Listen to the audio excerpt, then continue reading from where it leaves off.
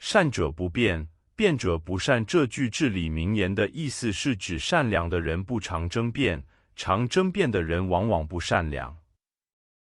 他强调了在人际交往中，真正善良和有智慧的人通常不会为了争论而浪费时间和精力。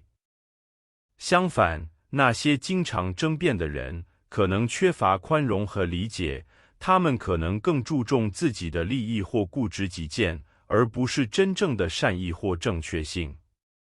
因此，这句名言提醒人们在沟通和辩论中要保持冷静，尊重对方，并避免无谓的争执，以便更好地促进理解和和谐。在一个青山环抱、翠竹丛生的古老村庄里，有一位满头白发的长者，名叫陈老爷爷。他虽年迈，却依然身姿挺拔，眼神中透露出一股深邃的智慧和慈祥。陈老爷爷是这个村庄的智囊，也是所有村民心中的长辈。他的善良和智慧深受村民们的尊敬和爱戴。每当村庄里有什么大事小情，人们总是第一时间想到陈老爷爷。他总是静静地坐在自家的竹椅上，微笑着听着村民们的诉说，用一种温和的语气给予建议和解决问题的方法。在村庄的每一个角落，都可以找到陈老爷爷的身影。他不仅是村民们的智囊，也是他们的良师益友。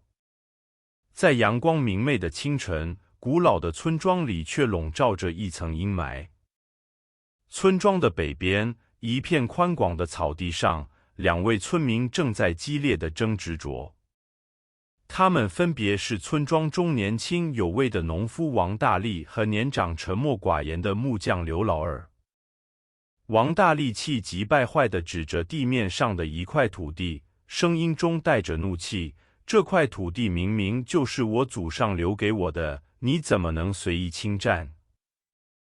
刘老二则是一脸坚定，双手抱着胸，坚决地回应道：“不对，这块土地是我父辈留下来的，我从小就在这里长大，怎么可能让给你？”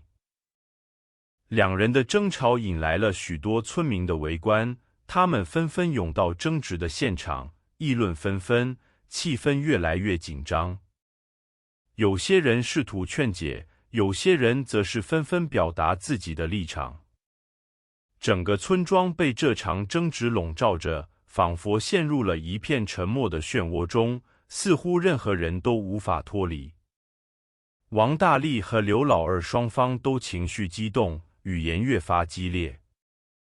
他们不断指责对方，试图让自己的声音更加响亮，更加占上风。然而，随着时间的推移，争执的情况变得越来越混乱，甚至出现了一些激烈的口角和推挤。面对村庄里的这场争执，村民们感到无奈和困惑。他们知道这样的争执如果没有得到有效的解决，将对整个村庄的和谐造成不良影响。于是，一位年轻的村民决定去找陈老爷爷求助。村民小张是陈老爷爷的邻居，他知道陈老爷爷是村庄里的智者，可以解决这样的问题。于是，小张赶紧来到陈老爷爷的家中，向他讲述了争执的情况。陈老爷爷听完小张的讲述后，沉思片刻，然后微笑着点头表示同意。他慢慢地站起来，拍了拍小张的肩膀，说道：“谢谢你来告诉我这个消息，我会尽力帮助解决这个问题的。”第二天，陈老爷爷召集了村庄里的一些村民，包括王大力和刘老二在内，来到了争执的现场。他没有急于发言，而是静静地听取了两位村民的陈述，耐心地聆听他们的意见和要求。待两位村民都表达完毕后，陈老爷爷开始谈话了。他的声音温和而有力，充满了智慧和平和。他告诉大家，解决争执的关键不在于争辩，而在于寻找共同点，尊重彼此的意见。陈老爷爷建议，可以请一位独立的仲裁者来帮助解决这个问题，或者进行公平的抽签，让命运决定土地的归属权。他强调，不论最终的结果如何，重要的是要保持和平与友好，共同为村庄的发展努力。听完陈老爷爷的话，王大力和刘老二的情绪逐渐平静下来。他们意识到争执并不是解决问题的方法，而是通过理性和平和的方式，才能找到真正的解决方案。在陈老爷爷的引领下，村民们开始了一场集体讨论，以寻找解决土地归属权争端的方法。陈老爷爷站在人群的前方，他的面容依旧慈祥，目光中透露着一丝智慧的光芒。他轻声地呼唤着每个人，让每个人都有机会表达自己的意见。首先，一位年长的村民开口发言，提出了一个建议，可以邀请一位公正的仲裁者来判断土地归属权的归属。其他村民纷纷点头表示赞同，认为这是一个公平公正的解决方法。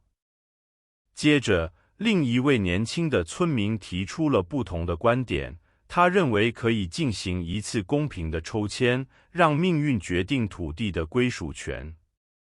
这个建议立刻引起了一阵骚动，有些村民表示支持，有些则表示怀疑。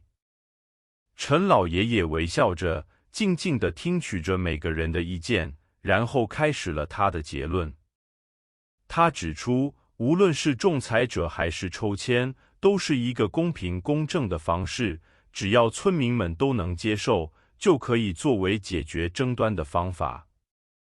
在陈老爷爷的引导下，村民们进行了一次投票，最终决定采取抽签的方式来解决土地归属权的争端。陈老爷爷站在一旁，静静地注视着这一切，心中充满了感慨。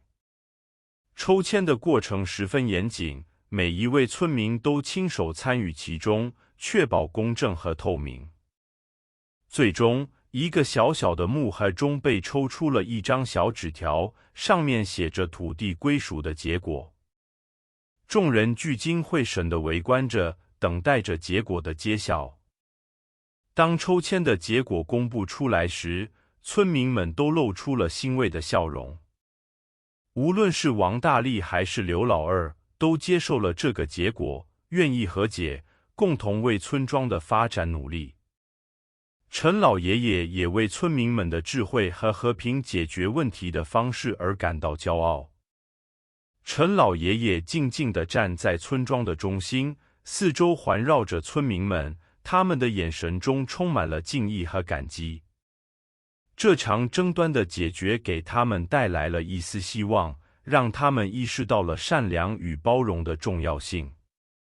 他们深知，只有通过和平的方式，才能真正解决问题，实现村庄的和谐与繁荣。村民们纷纷向陈老爷爷表达了感谢之情，他们用最诚挚的语言，向这位智者表达了敬意。陈老爷爷微笑着接受了他们的赞美，他知道这场争端的解决不仅仅是他一个人的功劳，而是所有村民共同努力的结果。在陈老爷爷的引领下，村民们决心以和平的方式解决今后可能出现的问题。他们愿意放下成见和偏见，相互包容，共同为村庄的发展努力。他们知道，只有通过团结合作，才能让村庄变得更加美好。于是，在陈老爷爷的带领下，村民们开始了新的生活。他们相互扶持，相互帮助，共同创造了一个和谐、幸福的生活环境。他们意识到，善良与包容是村庄发展的重要基石，而只有通过共同努力，才能实现村庄的梦想。在陈老爷爷的智慧和引导下，村民们的心灵得到了净化，他们学会了尊重和包容，懂得了如何用和平的方式解决问题。他们知道，只有通过爱与理解，才能实现真正的和谐与幸福。最后，陈老爷爷站在村庄的山坡上，俯瞰着眼前的一切，他心中充满了满足和喜悦。他知道自己的努力是值得的，因为他成功地带领村民们走出了争执的阴影，实现了和平与和谐的共存。